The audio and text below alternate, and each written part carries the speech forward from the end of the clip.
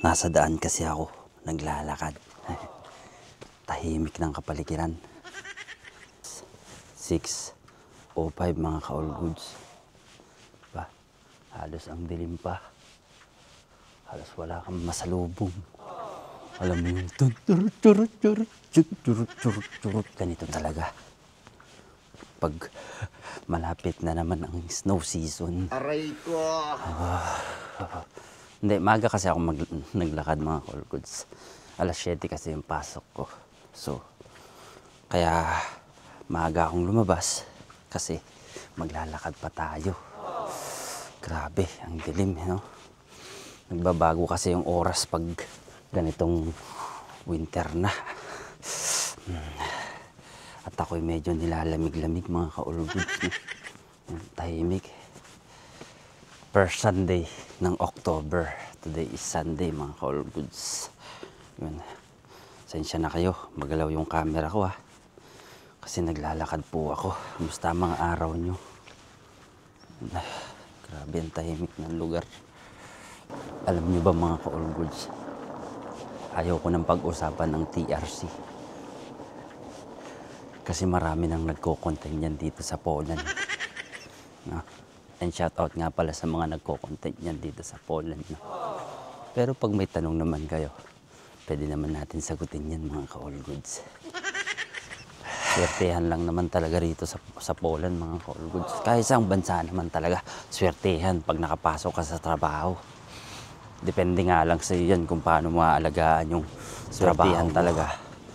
Pag nakahanap ka ng employer na all goods, yung konting request mo lang sa bakasyon, papayagan ka. Sa tagal ko kasi rito sa Poland, mga ka-all goods, ngayon lang ako naka-encounter ng amo na alam mo yung papayagan ka sa bakasyon mo, mag-request ka, papayagan ka, mga ganun mga ka-all goods. Yung ang bilis niyang pumayag, magsabi ka lang, pero hindi on the spot na bukas magbabakasyon ako, gusto ko magbakasyon bukas, payagan mo ako. Hindi ganito mga ka-all goods. 1 month before, yan, pinapaalam ko na yung bakasyon ko sa para maayos niya yung schedule. Sa iba ko kasing naging trabaho before, minsan talaga 1 month before nagpapaalam ako pero hindi ka papayagan. Kaya swertihan lang talaga. Kaya kahit papaano nakakapagbakasyon na ngayong taon, di ba mga ka-all goods.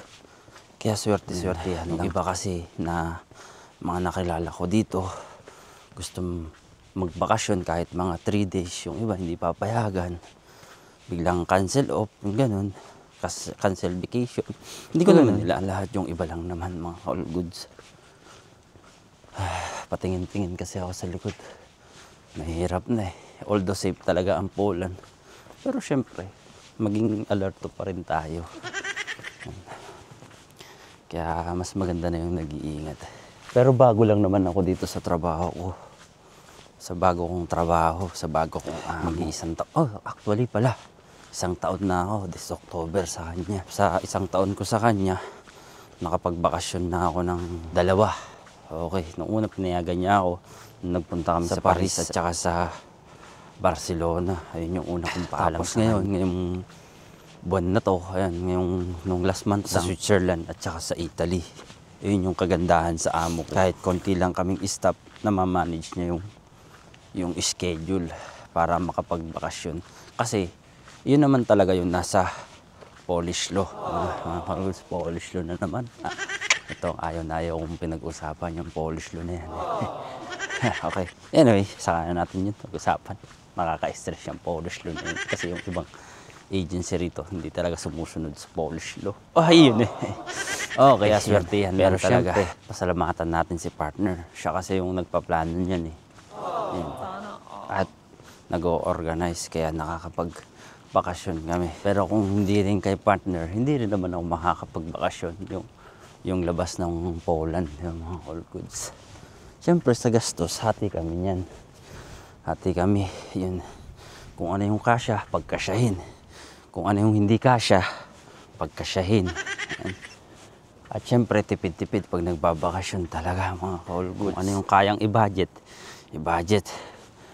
Pag hindi kaya, huwag pilitin. Aray ko. Basta i-budget lahat. Ganun lang naman yun mga ka-all goods pag nagbabakasyon. Hindi naman porket nagbakasyon ka, pupunta ka ng mall, bibili ka ng mga pasalubong. Ganun, hindi ganun mga ka-all goods. Pwede kang magbakasyon yung talagang hindi ka mapapagastos ng sobra. I-enjoy mo lang yung town, katulad nito. Ayan. Parang example lang naman mga ka-all goods.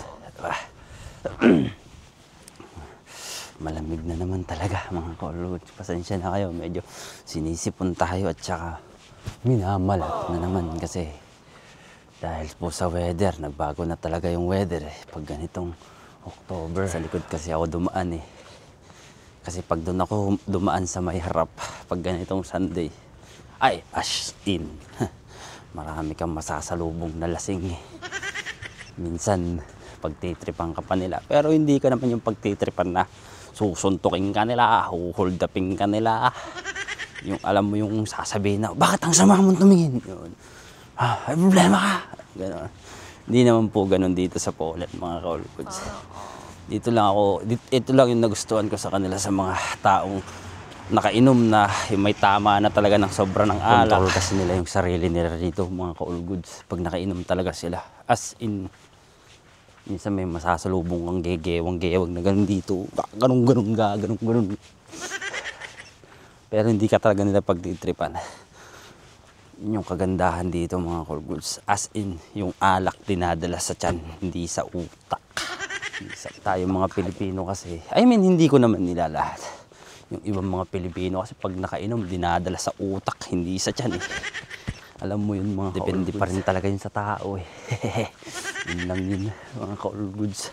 Hanggang dito na lang, nagiging madaldal na naman tayo mga ka-all goods. All goods, hanggang dito na lang muna mga ka-all goods. At baka may maingayan sa akin, naglalakad pa naman ako. Ingat mga ka-all goods lagi. All goods!